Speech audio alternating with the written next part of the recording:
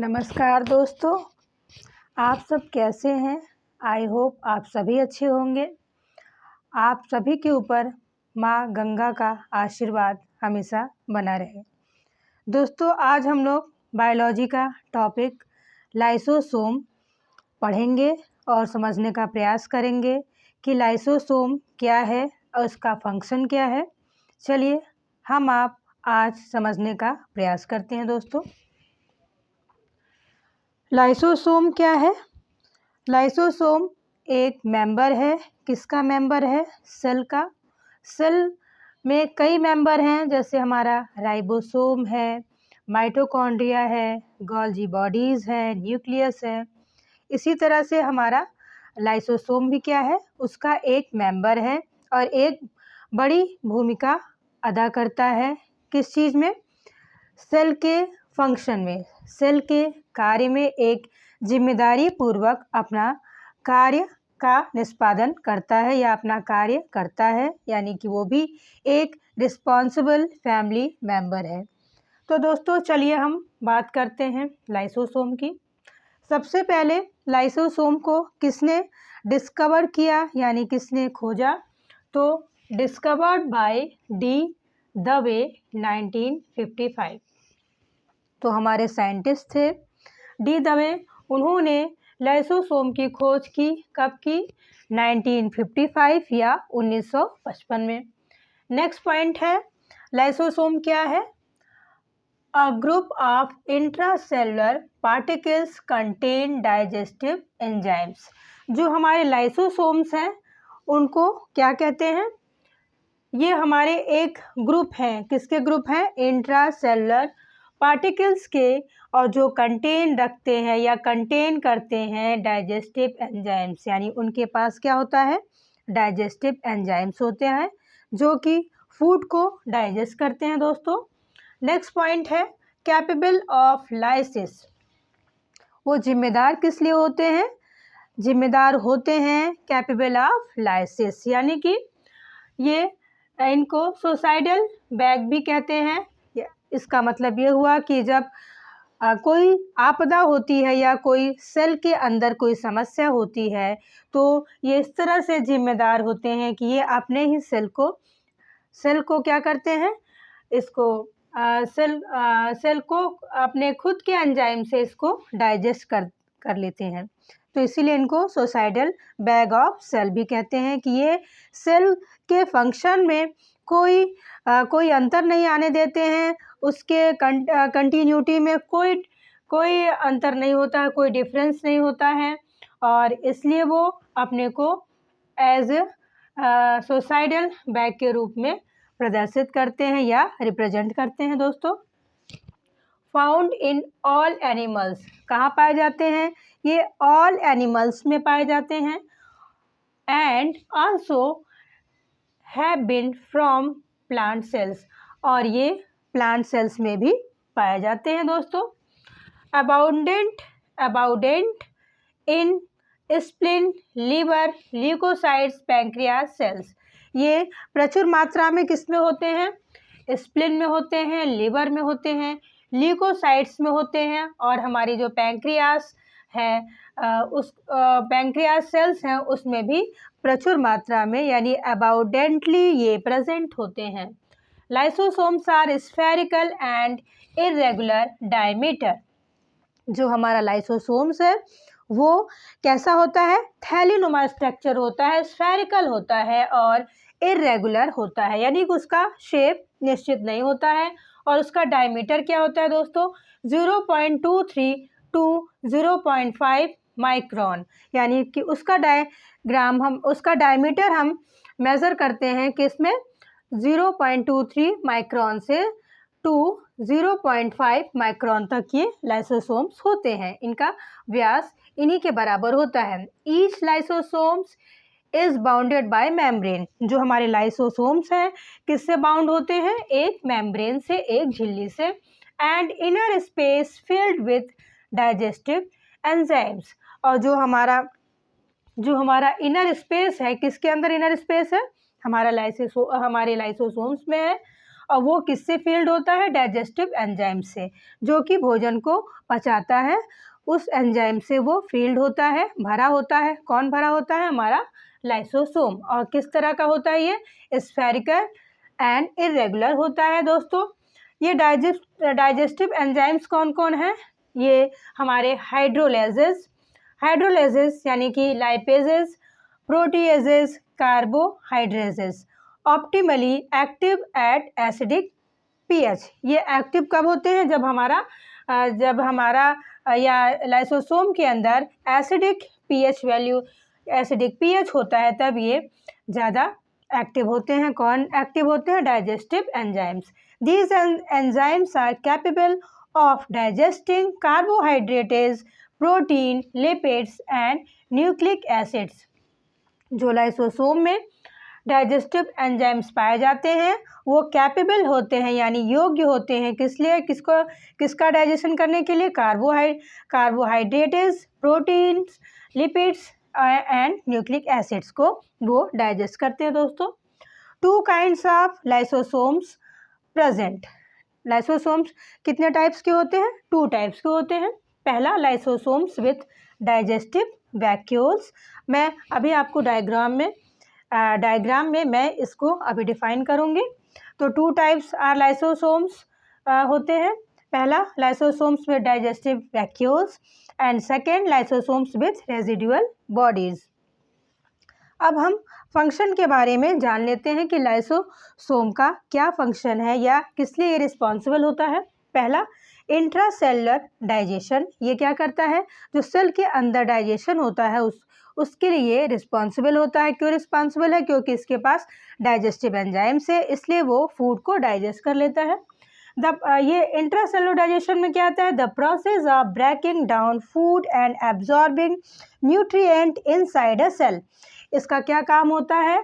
ये फूड को ब्रेक करता है और उसके जो न्यूट्रिएंट होते हैं उनको एब्जॉर्ब करता है। कौन करता है? ये लाइसोसोम। सेकेंड पॉइंट है रिमूवल ऑफ डेड सेल्स। इसका एक और इम्पॉर्टेंट फंक्शन है कि ये जो डेड सेल्स होती हैं उनको रिमूव कर देता है, यानी कि सेल से वो बाहर फेंक देता है। थर्ड पॉइंट है हेल्प इन प्रोटीन सिंथेसिस। ये और क्या करता है? किस लिए जिम्मेदार होता है? ये प्रोटीन सिंथेसिस में मदद करता है। फोर्थ पॉइंट है autolysis in cartilage and bone tissues. ये ऑटोलिसिस करता है, किस में करता है? कार्टिलेज एंड जो हमारी हड्डियों की टिश्यूज हैं उनमें ये ऑटोलिसिस का काम करता है। अब हम देखते हैं ये स्ट्रक्चर, ये हमारे लाइसोसोम्स का स्ट्रक्चर है। इसमें आप देख सकते हैं सबसे पहले आपको ये न्यूक्लियस दिख रहा है। न्यूक्लियस एक आवरण से ढका हुआ है जिसको हम न्यूक्लियर इन्वेलप कहते हैं। और न्यूक्लियस के ऊपर जो आपको ये ब्लू कलर की सेल्स दिख रही हैं वो एंडोप्लाज्मिक रेटिकुलम है। आपको मैंने पिछले वीडियो में बताया था कि एंडोप्लाज्मिक रेटिकुलम भी 2 टाइप्स होते हैं, smooth endoplasmic reticulum and rough endoplasmic reticulum. जो स्मूथ एंडोप्लाज्मिक रेटिकुलम होते हैं वो विदाउट राइबोसोम्स होते हैं और जो रफ एंडोप्लाज्मिक रेटिकुलम होते हैं वो विथ राइबोसोम प्रेजेंट होते हैं दोस्तों। तो आप देख सकते हैं ये रेड डॉट्स जो दिख रहे हैं वो राइबोसोम्स हैं हमारे। और राइबोसोम्स का क्या काम है दोस्तों? राइबोसोम्स क्या है? एक फैमिली मेंबर है। किसका मेंबर है? हमारा जो सेल का परिवार है, जो सेल की फैमिली है, उसका एक ये पार्ट है और पार्ट कह सकते हैं या मेंबर कह सकते हैं। और ये किस लिए रिस्पॉन्सिबल होता है? ये रिस्पॉन्सिबल होता है प्रोटीन सिंथेसिस के लिए। जैसे हमारा लाइसोसोम मदद करता था प्रोटीन सिंथेसिस में, वैसे ही ये हमारा राइबोसोम भी प्रोटीन सिंथेसिस के लिए रिस्पॉन्सिबल है दोस्तों। ये आप देख सकते हैं ये प्लाज्मा लेमा है। जो आपको बाहर की लेयर दिख रही है ये हमारी प्लाज्मा लेमा है। इसका क्या वर्क है?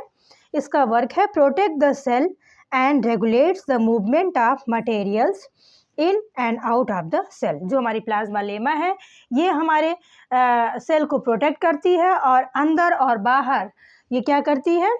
अंदर और बाहर जो ये मटेरियल मूव कर रहे हैं, regulates the movement of materials. जो हमारे मटेरियल्स इसमें मूव कर रहे हैं या रेगुलेट कर रहे हैं उनको बैलेंस करती है। कहाँ बैलेंस करती है? अंदर और बाहर, इन एंड आउट। ये इसका मोस्ट इम्पॉर्टेंट वर्क है किसका, हमारी प्लाज्मा लेमा का दोस्तों। नेक्स्ट हमारा है, ये आपने देखा एंडोप्लाज्मिक रेटिकुलम भी हो गया। इसके बाद ये हमारी गोल्जी बॉडीज़ है या गोल्जी कॉम्प्लेक्सेस है, गोल्जी कॉम्प्लेक्स बोलते हैं दोस्तों इसको। ये कैसे रिस्पॉन्सिबल होता है, ये भी एक इम्पॉर्टेंट वर्क करता है सेल के लिए। Act as packages and modifies proteins and lipids. ये क्या काम करता है, पैकेजिंग का काम करता है। जैसे एक्सपोर्ट इंपोर्ट होता है उसी तरह से ये पैकेजिंग का काम करता है और मॉडिफाई करता है किसको, प्रोटीन और लिपिड्स को। ये प्रोटीन और लिपिड्स को मॉडिफाई करता है दोस्तों। अब हम बात करते हैं, ये हमारे लाइसोसोम्स है। आप देखिए ये भी लाइसोसोम्स है और ये भी है, ये प्राइमरी लाइसोसोम्स है दोस्तों जो कि इन स्मॉल स्ट्रक्चर। ये सेकेंडरी लाइसोसोम है जो कि प्राइमरी लाइसोसोम से ये थोड़े बिग होते हैं। और हमारा ये देख सकते हैं सेकेंडरी बड़े स्ट्रक्चर में है और दोस्तों हमारा प्राइमरी लाइसोसोम सेकेंडरी लाइसोसोम से स्मॉल है। इस तरह से हम देख सकते हैं प्राइमरी लाइसोसोम्स के सेल स्मॉल है और सेकेंडरी लाइसोसोम्स के सेल बिग हैं दोस्तों। अब हम देखते हैं प्राइमरी लाइसोसोम्स का क्या काम है। तो इसका आप काम देख सकते हैं किस लिए रिस्पॉन्सिबल होता है। Primary lysosomes small membrane bound organelle contain hydrolytic enzymes. जो हमारा प्राइमरी लाइसोसोम्स है वो किससे बाउंड होता है, स्मॉल मेम्ब्रेन से। और ये क्या कंटेन करता है या क्या रखता है अपने पास, हाइड्रोलिटिक एंजाइम्स कंटेन रखता है। और सेकेंडरी लाइसोसोम्स का क्या वर्क है दोस्तों, it formed when primary lysosomes fuses with phagosome. तो सेकेंडरी लाइसोसोम्स कैसे बनते हैं, जब हमारा प्राइमरी ये लाइसोसोम किससे फ्यूज होता है, ये फैगोसोम होता है। फैगोसोम से जब ये फ्यूज होता है तो बनता है सेकेंडरी लाइसोसोम्स। अब रेजिडुअल बॉडीज़ क्या होती हैं, ये हमारा रेजिडुअल बॉडीज़ हैं। ये रेजिडुअल बॉडीज़ किसे कहते हैं, ये एक प्रकार की वेसिकल हैं कंटेनिंग इनडाइजेस्टिबल मटेरियल। ये रेजिडुअल बॉडीज़ क्या होती हैं, ये वेसिकल यानी थैली के रूप में होती हैं और क्या कंटेन करती हैं, इनडाइजेस्टिबल मटेरियल्स यानी कि जो डाइजेस्ट नहीं हो सकते मटेरियल्स उनको ये कंटेन करती हैं। और इनका काम होता है कि इन रेजिडुअल बॉडीज़ को बाहर की तरफ फेंक देना या बाहर कर देना। फैगोसोम हमारा क्या है, a vacuole in the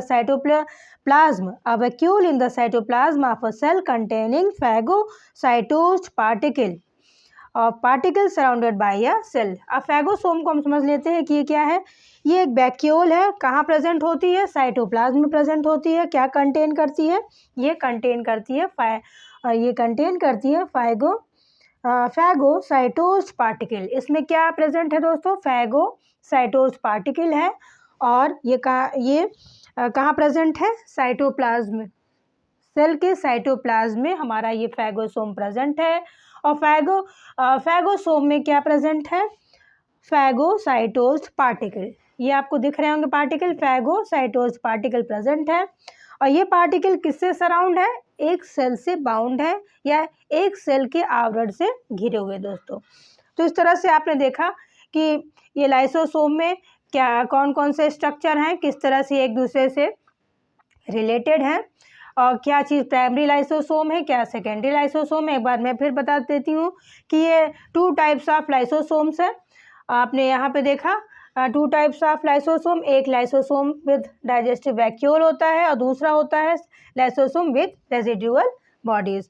primary lysosome small होते हैं, secondary lysosome bigger than primary lysosomes. और ये सेकेंडरी लाइसोसोम्स कैसे बनते हैं दोस्तों, जब प्राइमरी लाइसोसोम्स फ्यूज होते हैं फैगोसोम्स से। और फैगोसोम्स क्या है दोस्तों, फैगोसोम्स एक वैक्यूल है। ये कहाँ प्रेजेंट होते हैं, ये प्रेजेंट होते हैं सेल में। ये देख सकते हैं कि फैगोसोम जो वैक्यूल है प्रेजेंट कहाँ है, सेल में, और सेल के अंदर क्या प्रेजेंट है, साइटोप्लाज्म। और ये क्या कंटेन किए होते हैं दोस्तों, ये कंटेन किए होते हैं फैगोसाइटोज्ड पार्टिकल। आपको दिख सकता है रेड कलर में स्ट्रक्चर, ये फैगोसाइटोज्ड पार्टिकल है। और ये भी कि एक सेल से सराउंड है, यानी एक सेल से घिरा हुआ है, इस एक सेल से घिरा हुआ है ये पार्टिकल, सराउंड बाय सेल, यानी कि जो हमारा फैगोसाइटोज्ड है वो सराउंड बाय सेल। तो हमने देखा किस तरह से ये हमारा लाइसोसोम है, इसको इसीलिए हम सोसाइड बैग ऑफ सेल कहा जाता है, क्योंकि जो इसमें डाइजेस्टिव एंजाइम्स होते हैं, जब इनको फूड नहीं मिलता है और जब सेल में कोई डिस्टरबेंस होता है तो ये खुद की सेल को डाइजेस्ट कर जाते हैं। खुद की सेल को डाइजेस्ट करते हैं कैसे, अपने एंजाइम्स के माध्यम से। इस तरह से वो सेल के अंदर के मैकेनिज्म को डिस्टर्ब नहीं होने देते हैं और फंक्शन कंटिन्यूअसली चलता रहता है। तो इस तरह से ये अपने को सोसाइड करके, या ये सेल अपने को सोसाइड करके अपने सेल के अंदर के सारे फंक्शन को सुचारू रूप से गतिशील रखती है। इस तरह से हम कह सकते हैं कि लाइसोसोम को सोसाइड बैग ऑफ सेल भी कहा जाता है। दोस्तों ये क्वेश्चन बहुत आता है कि कौन सेल में कौन सा member suicidal bag of cell है, तो दैट इज़ लाइसोसोम। दोस्तों अगर ये वीडियो पसंद आएगा तो लाइक कीजिएगा, सब्सक्राइब कीजिएगा, बेल आइकन को ज़रूर प्रेस कीजिएगा। धन्यवाद।